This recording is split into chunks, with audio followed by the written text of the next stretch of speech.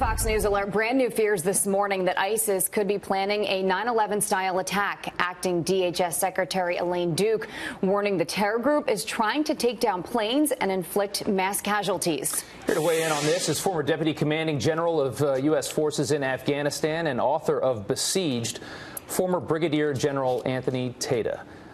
Sir, thank you so much for coming on this morning. Obviously, this is a big plot, and it's very aggressive in nature. Is it even conceivable that ISIS could do something like this in its current state? Yeah, Rob, Jillian, thanks for having me on. Yeah, it's totally conceivable. This is why I think it's so important that we continue to fight the enemy on their 5-yard line, not our 5-yard line.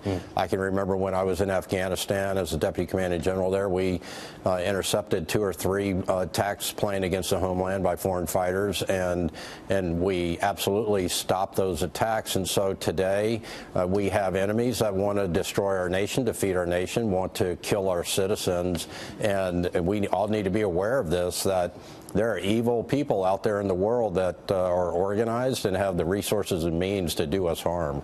If something like this were to come to fruition, how confident are you today, 2017, that the United States is ready for this? I'm highly confident. Our law enforcement officials on the ground are absolutely the best, between the FBI and local law enforcement, and then our CIA and military personnel overseas and on the home front, and Department of Homeland Security.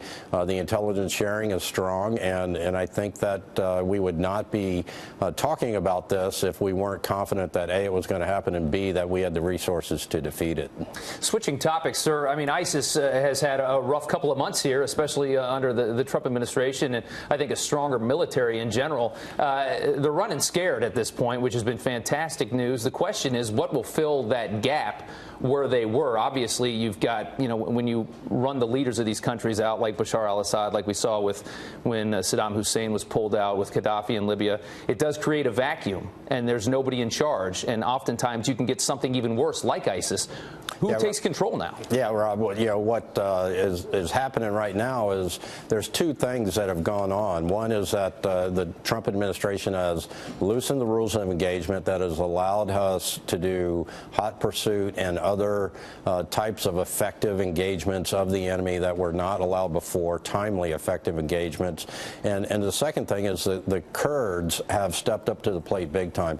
Both winning in Mosul and winning in Raqqa has been in large part due to Kurdish help. And so when you look at a post-conflict Syria in particular, you've got to have a conversation about Kurdish independence in that region, which I know is a tough topic for Syria and Turkey and even Iraq to talk about, but they have been a strong and ardent ally of the United States for multiple years and engagements. Now, one thought line here is that you break up one form of ISIS and you're going to see another one, pop up in some other way. The fear is real, okay? And so the question is, how would you expect that to pop up? Is al-Qaeda going to be bigger, stronger? Because there are reports already that al-Qaeda has been recruiting some of those ISIS members. Yeah, what you've had is Hamza bin Laden come out, bin Laden's son, who in some rumored to say his favored son, has come out and announced with Zawahiri that he has taken charge of all factions